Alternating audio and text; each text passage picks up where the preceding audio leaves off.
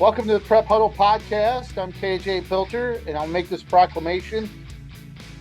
This podcast has more Jeffs than you do. I'm here alongside Jeff Linder and Jeff Johnson of the Gazette, getting ready to discuss a little bit about prep football, last week's results, kind of how the RPI is shaping up in Class 5A as they enter their final 2 weeks, and then we'll look ahead to Week 8, the conclusion of the small class regular season, and more big class as they get ready for the postseason here going forward. So, first off, guys, might be a wet one here this week after a little dip in the temperatures last week. Now we're getting into football weather, right? Yeah, we sure are. I had a wet one last week. I don't know if you guys got any rain at your sites, but I was Nope. I was at Delhi, and it rained for the majority of the game, and that became a little bit of a quagmire out there by the end of the game. And that was a really good game. But how about you guys? What did you guys have last week? I had Maquoketa Valley in North Lynn. Maquoketa Valley won 22-15 on a late drive to wrap that one up. Well, I mean, I was at kind of the biggie, I guess, for the week. I had top ranked Williamsburg at number 7, Solon.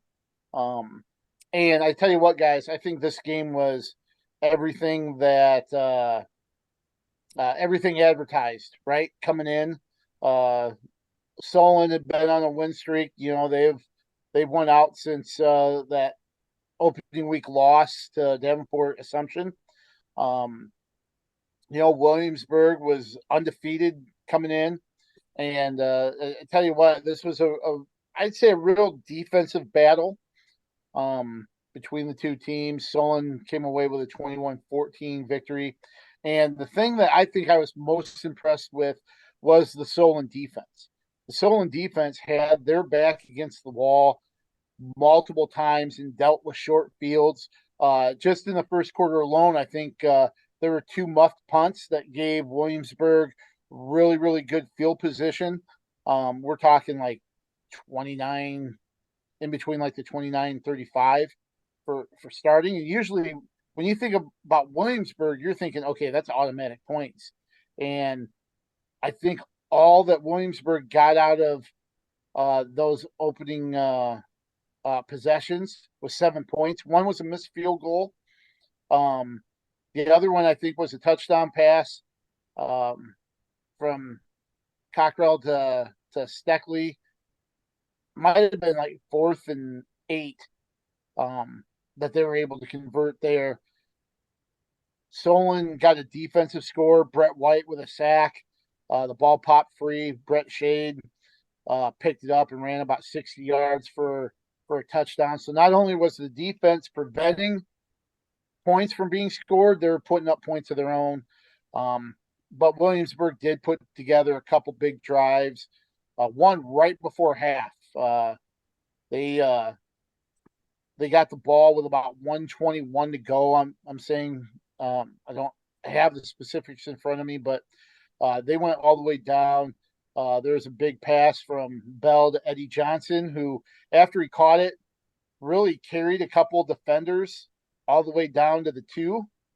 And then Conlon Poynton punched it in. They're down at the 2 with 6 seconds to go. Lucas Stanton admitted, hey, we're just looking to get set, just 3 out of this. We're going to take the field goal. And he said the guys looked at him and said, no, we want to score. We want to make a statement here. We want to punch it in. And he's like, when you look in the guy's eyes like that and you see what it means to him and how, determined they are, he's like, we went for it. And credit to the guys for executing. They scored. That ended up being a big touchdown, 14-7 at half. Williamsburg answered with a touchdown pass from Weisskopf to Steckley. Weisskopf went under center again because Cockrell was hurt again. So that's something to kind of watch for Williamsburg going forward. But then Solon put together a late drive and just pretty much had their way down the field and got another score to go up 21-14, and that was the game. Even though a block punt put Williamsburg in prime position, and like I said, that was kind of the theme. That was in the fourth quarter, and I think they took over at the 25. Solon's 25, and got bupkis out of it. So credit to the Solon defense. They've really kind of shouldered the load so far. And Colin Poynton, I tell you, that line and him, as the game goes on, they get stronger. That could be a good formula for them in the postseason. And good game. And this is a game we could see again in the playoffs. JJ, where were you at this last week? I had the Kolach Bowl, and I did bring kolaches. I did not go back on my word from last week. Sport Bakery was closed when I was over there, so I ran to Kathy's Pies, and they had a bunch of and I'm sorry about my kitty cat here. They had a bunch of kolaches, so I bought like a dozen and just put them up in the press box and said, "Have at it, everyone who wants one." So, Prairie's a nice team. That was the last of the Metro and Iowa City teams that I hadn't seen yet, and it's Casey Kelly got hurt. We all know about him and how good he's been as a running back this season, and it didn't really matter. The backup came in, did a nice job, and I mean that's a nice football team, guys, and obviously a big one this week for Prairie against Bettendorf. Jefferson, didn't. I know it's been tough for them. They've lost 4 in a row now, but they have a legit chance, to get that. To get that or to clinch that winning record Friday night against Davenport Central, and that would be I did a little research. Jefferson's only had a winning record 4 times since 1985, so that's pretty much 40 years. So for Jefferson to beat a Central team that's down Friday night and to clinch that 5th win and clinch a winning record would really be.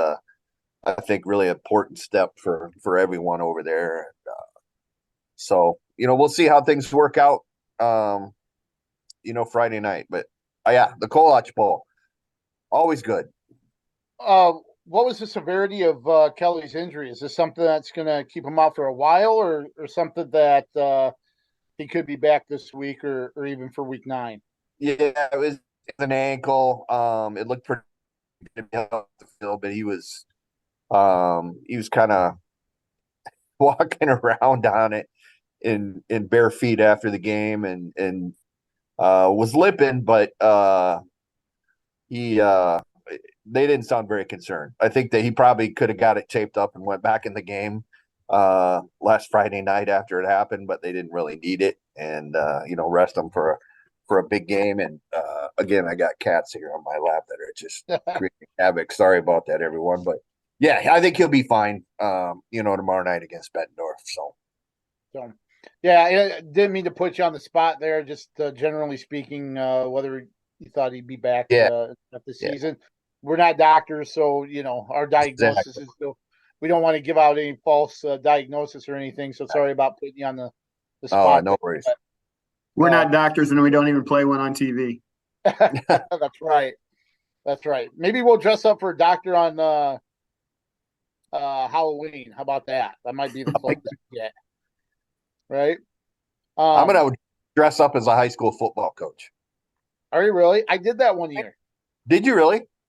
I went to I dressed up as Kennedy coach Brian White. I had a Junior Cougars shirt. Just said Cougars on the side. It was a collared shirt.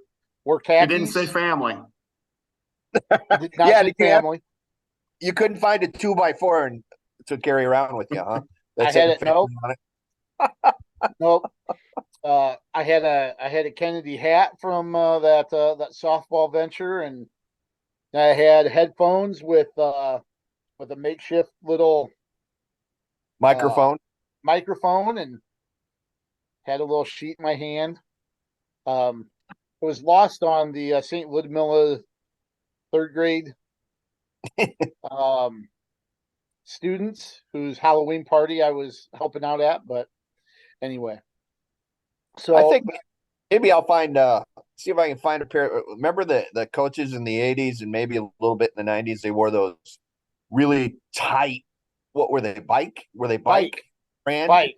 Yep, Yeah. bike shorts. Coaching shorts. Yep. Yeah, Yep. exactly. And the high socks to go with it.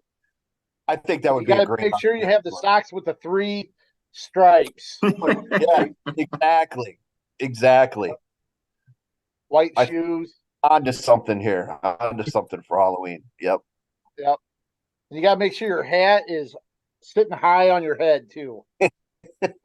Hey, while we're Right? talking about 80s and 90s football coaches, why don't you guys talk a little bit about Wally Sheets? Oh, yeah.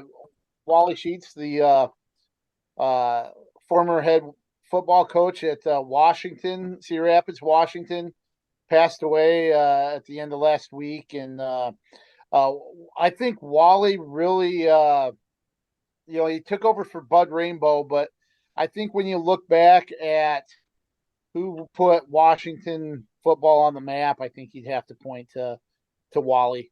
Um, Boy, I got to play with him or play for him a couple years, and very, very fair, very good coach. You know, knew a lot about the game. I didn't realize he was kind of ahead of his time, as JJ you found out with Coach James. He really was kind of an innovator with high school passing game before it was in vogue, really. Yeah, that was really interesting, and it was even more interesting. That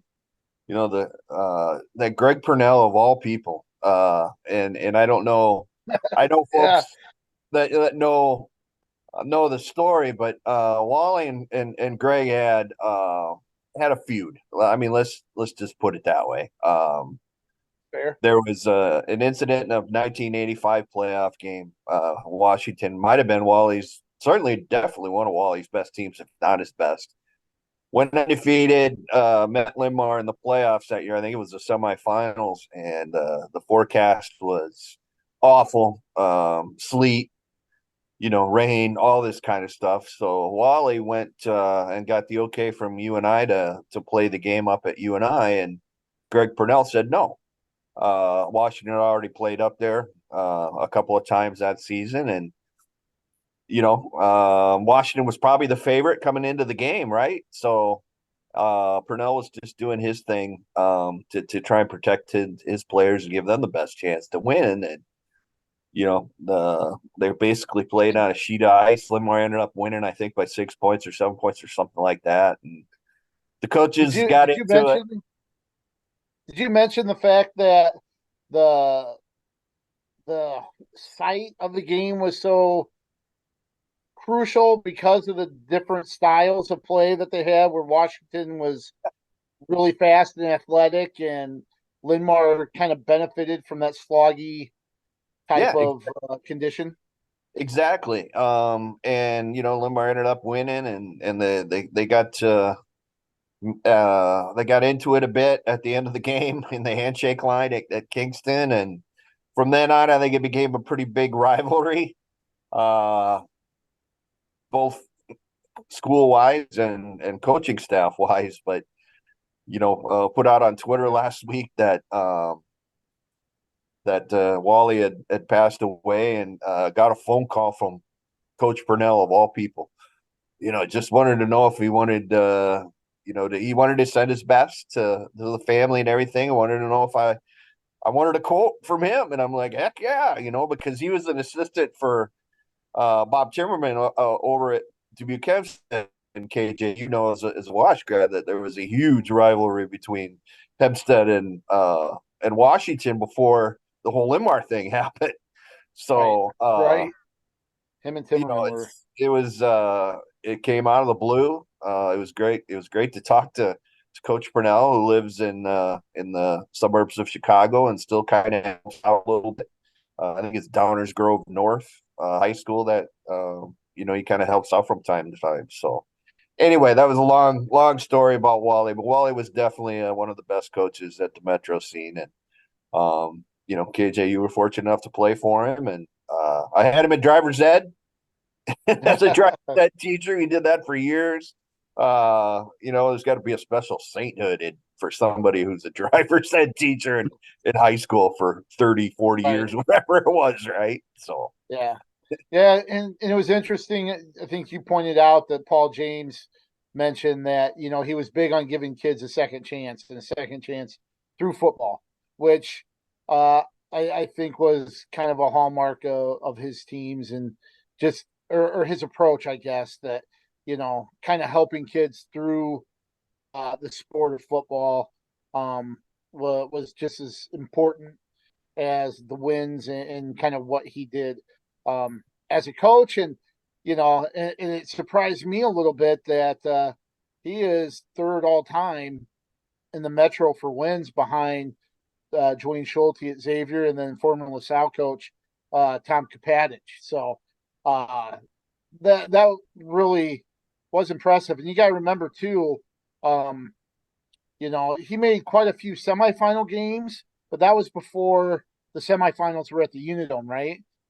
yeah. That's kind of a measuring stick. You know, how many times did you make it to the Unidome and everything? And I don't think Wally ever made it up there. Never really got over that semifinal hump just because of some of the people that he faced, like Timmerman at Hempstead. I think they had a couple years back to back where they faced off in the semis, and then Hempstead went on and won the title after being washed by a point in the semis.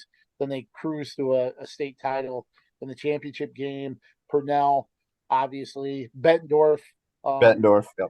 I think a couple times kept him from the finals. So, but a heck of a career, and you know, Washington has lost, you know, 3 coaches here that had impact, you know, in that late, you know, 80s, early 90s with Chris Cruz, the swimming coach, who was an athlete at that time, Randy Ray, who was the wrestling coach at that time, and now Wally Sheets. So they say it comes in threes, and it certainly has there. And our hearts, our thoughts, and everything go out to the Cedar Rapids, Washington football family and the family and friends of Coach Sheets there as well. So,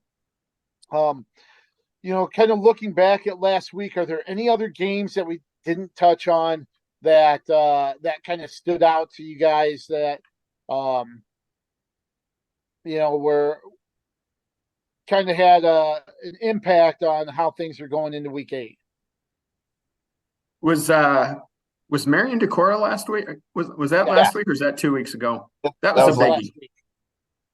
I would say that's a biggie, and that's probably going to be a game that's going to put Marion in the playoffs for sure. If they can get one. That was one they needed. Yeah.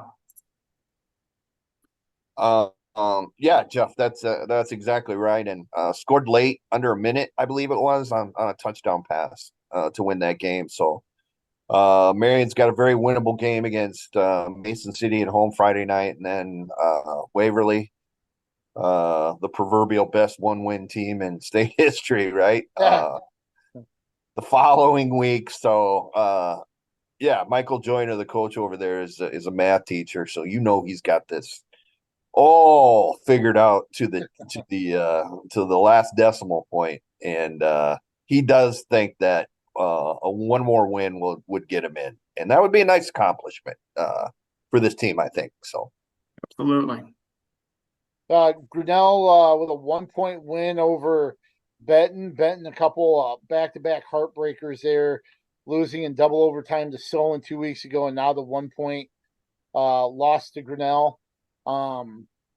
what's their situation kind of looking like, Lindy? Well, I would say it's probably kind of dire because they still have to play Williamsburg in week 9 too. So they're looking at unless they can pull an upset, they're probably going to be 5-4. And right now they're sitting 19 and 3A RPI. So they're going to have to pull an upset over Williamsburg, I think, to get in, and that's going to be no small task.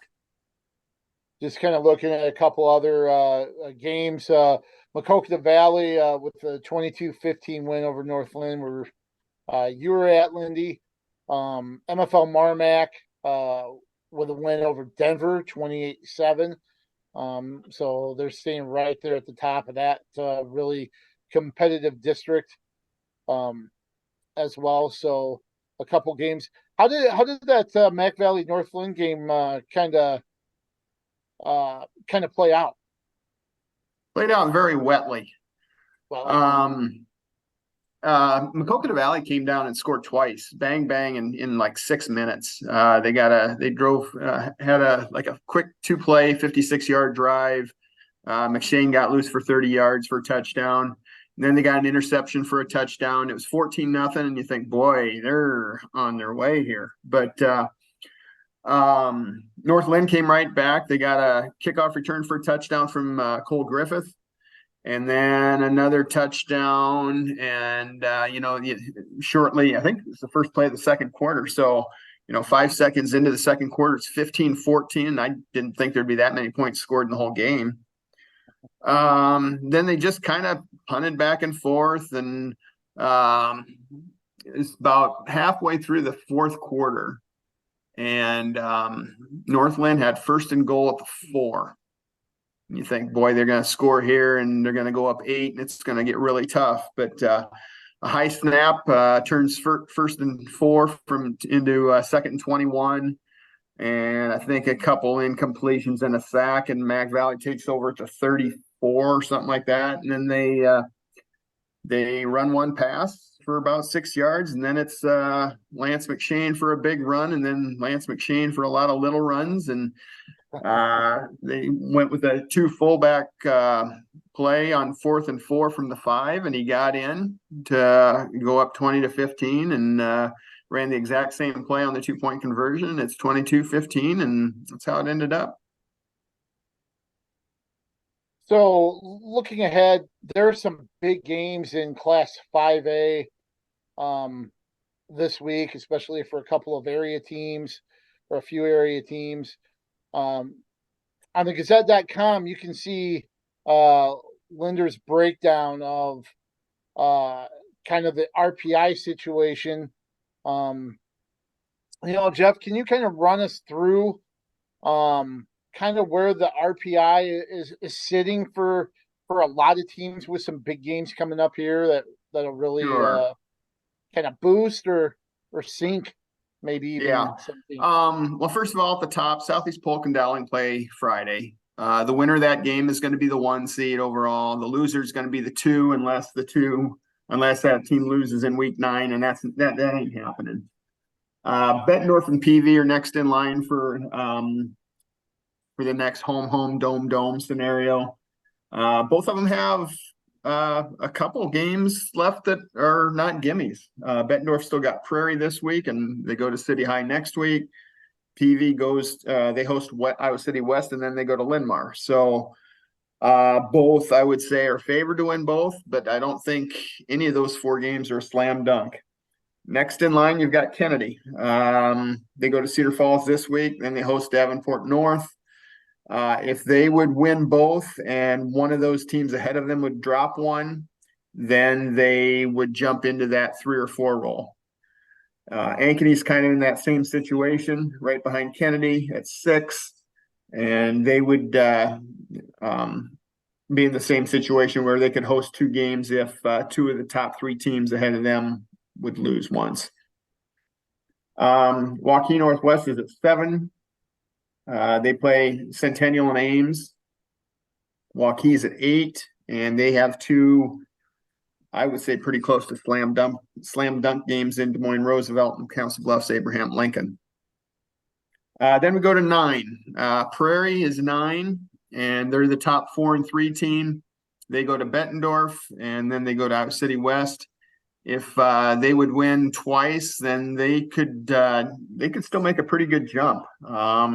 If they win twice, I'd say they're sitting really good at being.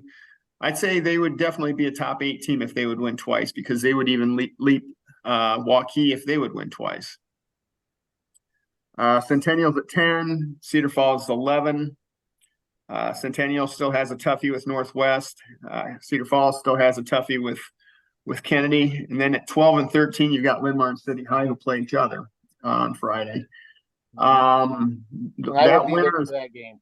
What's that? And I will be there for that game at Base Field.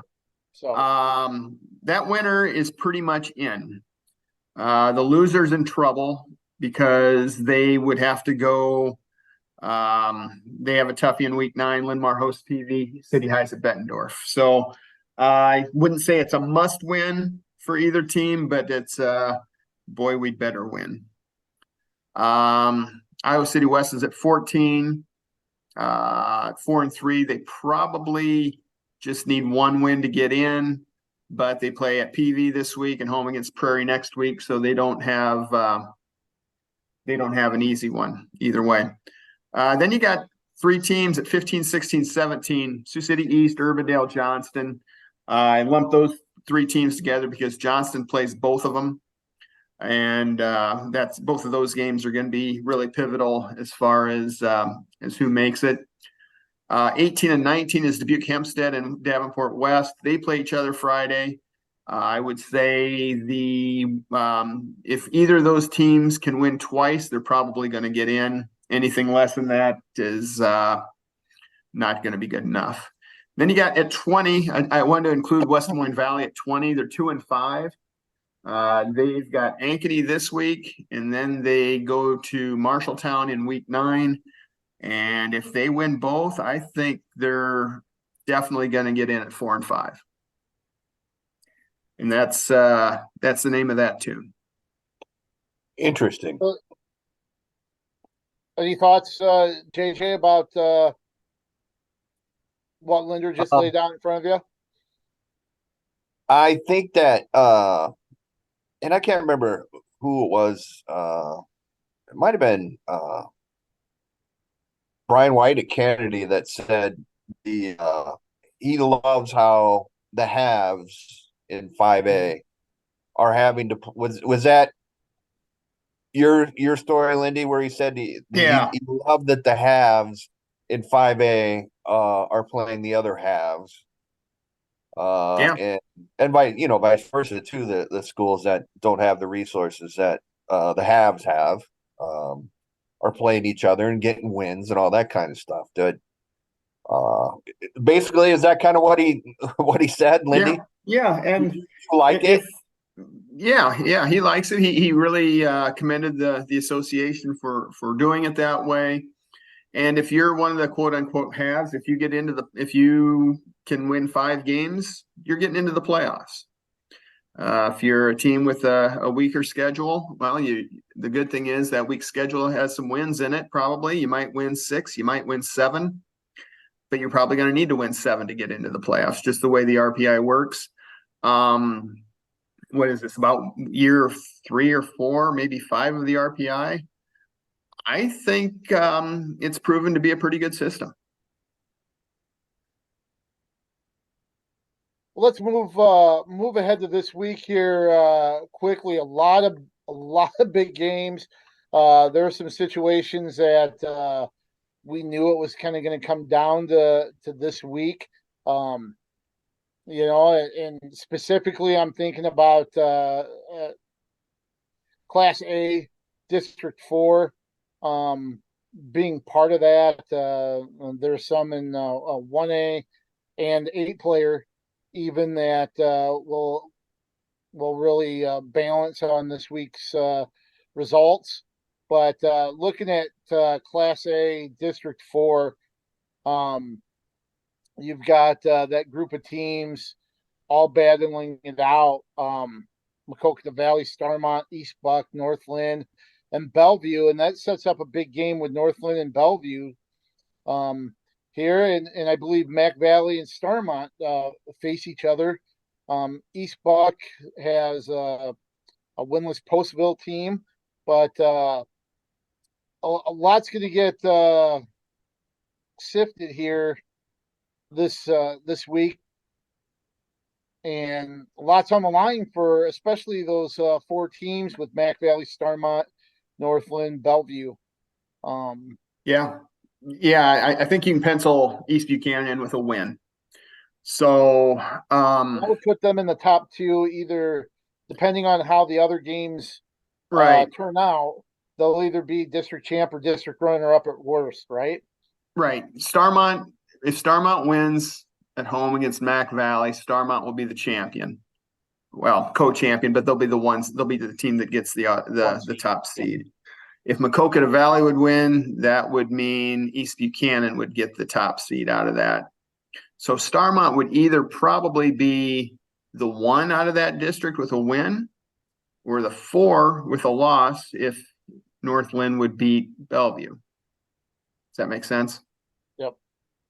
The Bellevue Northland game is big because that's a win in your end game. If Northland would lose that, they would lose the tiebreaker to Bellevue. So it's hard to imagine Northland out of the playoffs, but that's where we'd be if they get beat again this week.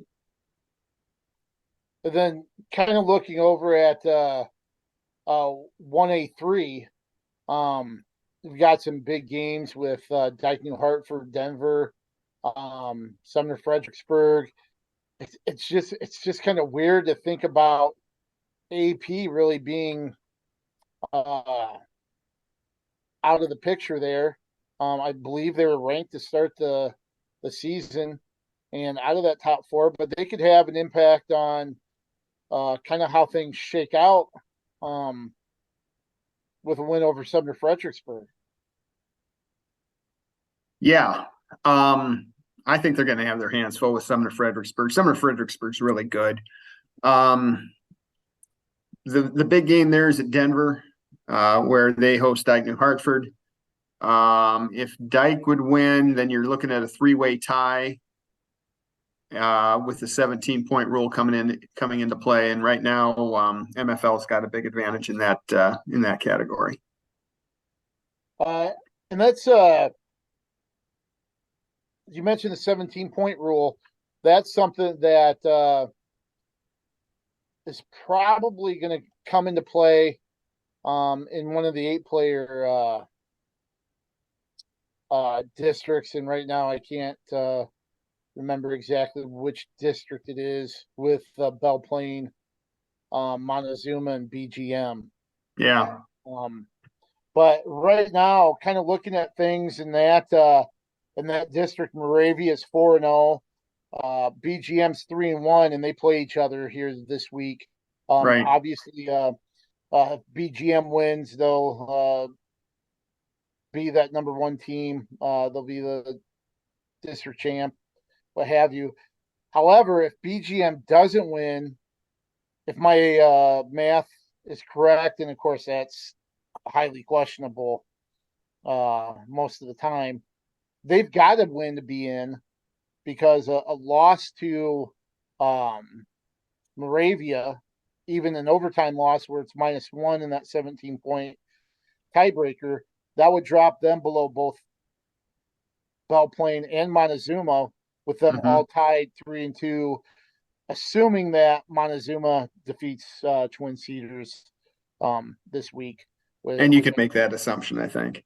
Yeah. So that's a big game for BGM. I think Montezuma would have the advantage in a 3-way tie there. And then I think after that, let's see. I think that after the second place team is determined, then I think they go head to head, which would be Belle Plaine and BGM. And who won that? Belle Plaine. Okay, so BGM could probably either win the district title or have to hope and pray for one of the 2 at-large bids. And let's see, with them, that might be That might be kind of tough. They'll be right around the. Yeah, there's only 2 Top at-large four? bids in 10 districts, so it Yeah. wouldn't be likely. Right. So a lot on the line in week 8, which is pretty cool. I mean, Yeah, to and have we haven't talked about 1A District 5 with Wilton, Regina, and West Branch. right. If Regina would go over to Wilton and win, then you got a 3-point or a three-team deal there, and that would be close. Yeah, as you mentioned, Regina heads to Wilton, and West Branch hosts Durant. So that's another part. West Branch's win over Regina a couple weeks ago was pretty big, and now Regina needs a victory for district title. Let's kind of talk about where we're heading. I'm heading to City High Linn-Mar this week. Linn-Mar with a 14-12 win over Davenport West last week. Like Jeff mentioned, big game for both teams. Win goes a long way for them to being able to extend their season beyond week 9. So kind of looking for that. Linn-Mar's really bounced back from some injuries and has been playing well, doing what they need to do to win here in recent weeks. Lindy, where are you heading? Or JJ, where are you heading? Let's Sure. go to you Marion. first. Marion and Mason City, where a Marion win would, I think, give the Wolves a playoff berth. So, we'll have turf there. You'll have a mutter for sure at Bates Field. I've got turf. Lindy, what do you got? I've got turf as well. I've got Prairie and Bettendorf, and that's going to be. I think that's going to be a really good, really competitive game. Yeah, I agree. Are you guys ready for a little who's got more You bet. quiz? Let's go for it. Kind of put you to the test here. All right. Some of these are going to be a little out there, but some not. It's all right. All right. So number 1, who's got more? Mount Vernon as a team with sacks. So team sacks for Mount Vernon. Yards per completion for Sigourney Keota as a team. Or successful extra points for Iowa City Regina's Emiliano Herrera Sinwell. Lindy? I'm going with the Regina kicker. Okay. And I'm gonna say the Sigourney Keota passing. Okay. You both would be wrong. It is Mount Vernon's total sacks. As a team, they have 38 sacks. Wow. I thought that was a pretty impressive number.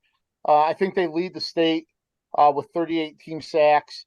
And it's one thing, and I could be wrong with this, but when I think of Mount Vernon, I think of the pass game, the offense and the pass game, and boy, their defense is living on the other side of the ball really a lot this year too. So pretty impressive on both sides there for the Mustangs. All right, so you guys are both 0-1, right? Yeah. At the start of every day, it seems like, yes. All right, so which group of schools has the most total wins?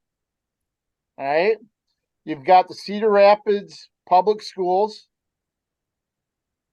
Iowa City Public Schools, Cedar Falls Waterloo Public Schools, or Marion Linn-Mar combined. I guess I have to go first this time, huh? This guy.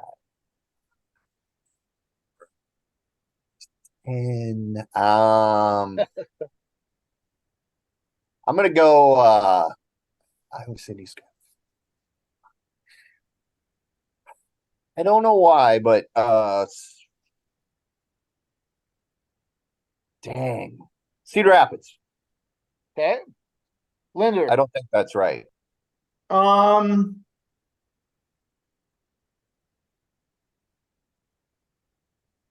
I think Iowa City's got 10.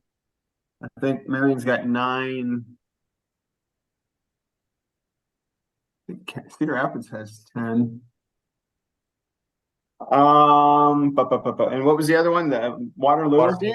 Cedar Falls, Waterloo combined. Yeah, I'm going to go Cedar Falls, Waterloo. East has a couple wins. I think West had 3 or 4. Cedar Falls. I'll go Waterloo. Okay. This was a trick question. Uh-oh. You both are right. You also would have been right if you said the Iowa City Public Schools. Cedar Rapids has 10 combined, 5-4-1 with Kennedy Jeff Wash. Iowa City also has 10. I believe it's 4-4-2 with City High West and Liberty. Marion Lindmar has 9 with 5 for Marion, 4 for Lindmar, and then Cedar Falls and the 2 Waterloo schools also have 10. Wow. 4-4-2, So, right?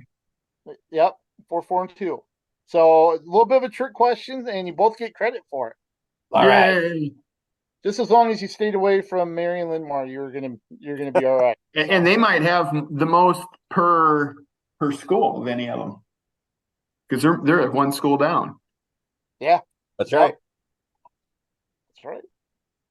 Okay, most passing TDs this season. Oof. Vincenzo Gianforte of Kennedy, Gentry Dumont of Regina, Kellen Cockrell of Williamsburg, or Graham Beckman of Liberty. Oof. Who has the most TD passes this season? I think it's one of the 5A guys. I don't know if it'd be Beckman or if it'd be Gianforte. I didn't do capsules this week. If I did, then I would have known. I'll say Beckman. I think All it's right. Vinny. I think it's Vinny. You're going with Vinny Yep. and Graham, and you both would be wrong. It is Kellen Cockrell of Williamsburg. Really? Okay. He has, despite the injury and Derek Weisskopf coming in, he has 21 TD passes this year. Vincenzo Gianforte and Gentry Dumont both have 20, and Graham Beckman has 19. So Linder gets -2 for that, for being wrong. We're most wrong. Yep. But with Cockrell being hurt, but remember the weapons that he has around him with Heitman and Weetjen and Weisskopf. So he's been able to lead the way there in that group. Okay, so which number is higher? Okay. Iowa City West's, the interception return yards for Iowa City West's Santana Miller. QB rating for Cedar Rapids Xavier's Ronan Thomas. Or single game receiving high in yardage for Cedar Rapids Prairie's Apollo Payne. Apollo Payne had that. I think. I go first, so I think. Let's see. I was 2.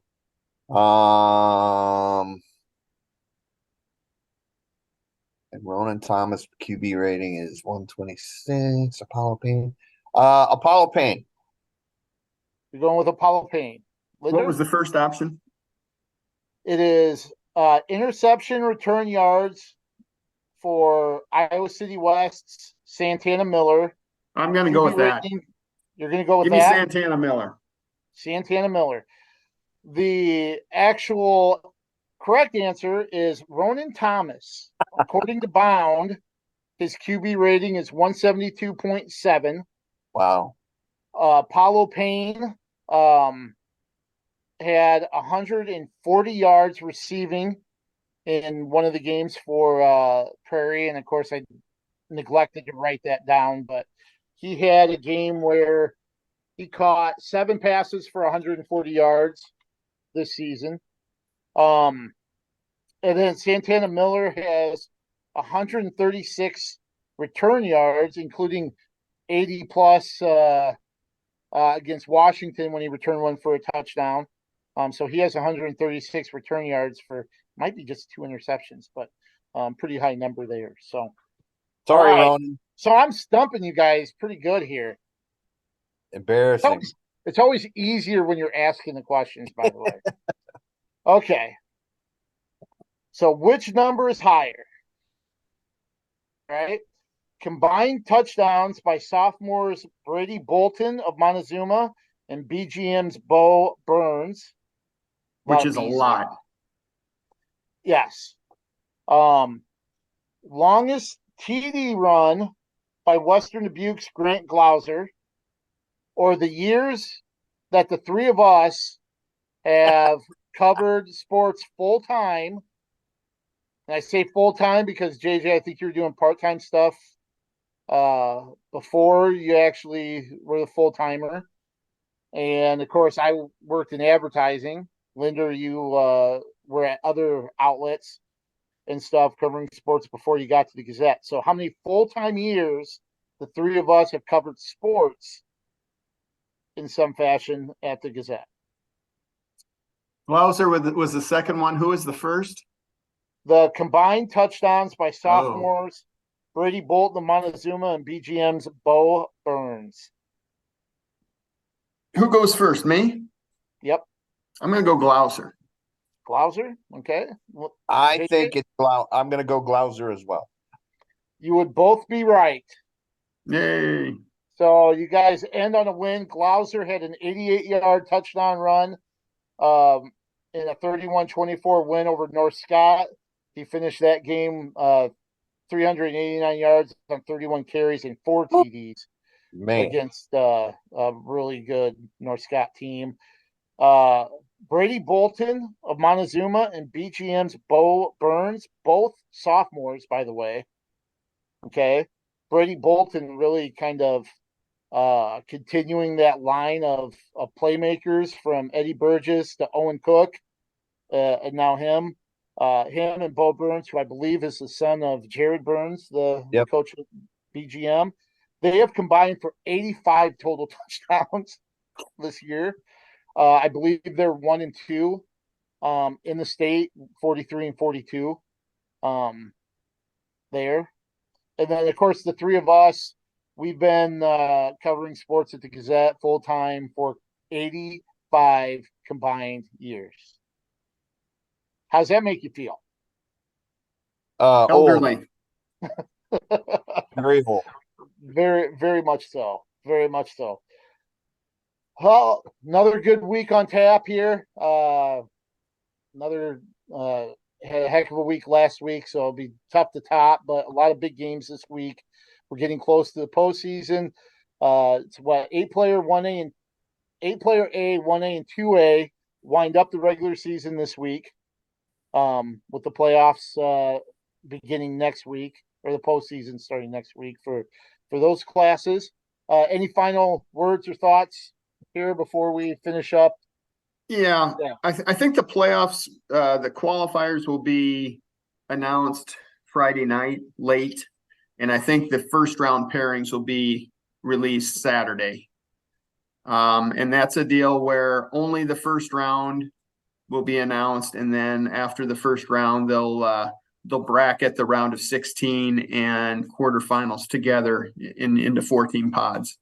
Okay. All right. So week 9 for those small schools, almost kind of like a play-in game. Yeah. Yeah. Okay. That makes sense. And if you don't make the playoffs, you can still play a ninth regular season game, correct, guys? If I remember right. Okay. Yep. That gives them a chance to get a full season in with those teams that don't make that 32 team cut. So, all right.